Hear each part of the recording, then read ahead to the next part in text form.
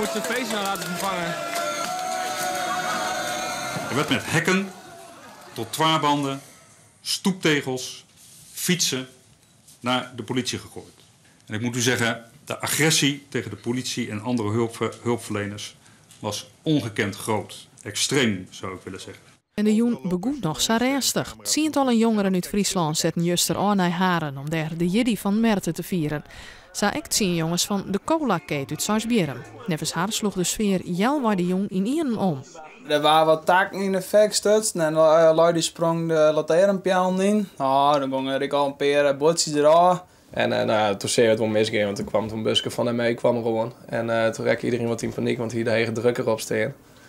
En zo raakte iedereen wat in paniek, begon de hele menigte te draven. En dan wie een peer dacht, nou griepen wijskomers. En die begon maar dranghekken en alles te gooien. En nog wij toen eigenlijk kreeg, zodat die menigte net uzel ondrukte.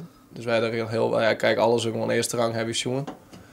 Ja, toen had ik dan besloten om naar huis te gaan, omdat het echt, dat ging nergens meer goed. Maar sinds mensen thuis juist er op Twitter al een keer van, ja, wat doen die idioten er al een keer, de wiegeerfeestje. Dat is achterna praat.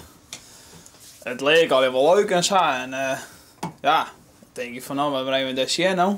Dat weet ik beren gezellig. Ja. Die ME is echt pissed off, joh, hè? Zo net liep iemand om en heen. Hier hebben we op een gegeven moment trots dat de mensen echt elkaar moeten rellen. Ja, toen wij naar de auto staan, toen kwamen mensen in die er echt naar het gang met vuurwerk en sjalen om en die winnen er echt op uit.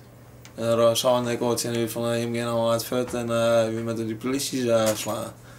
En dan denk je bij jezelf van daar ben je net. De Friese politie had juist en vannacht ook actief geweest in Haren bij het bestrijden van de rellen daar. Ze hebben bigeliks Friese ME'ers en Friese polities op een fiets in het dorp. Om een uur zien vannacht weer de situatie in Haren redelijk onder controle. Maar zullen je me nog een keer heen gaan dat er nog een keer een project is? Ik denk het wel. We houden van een feestje, toch?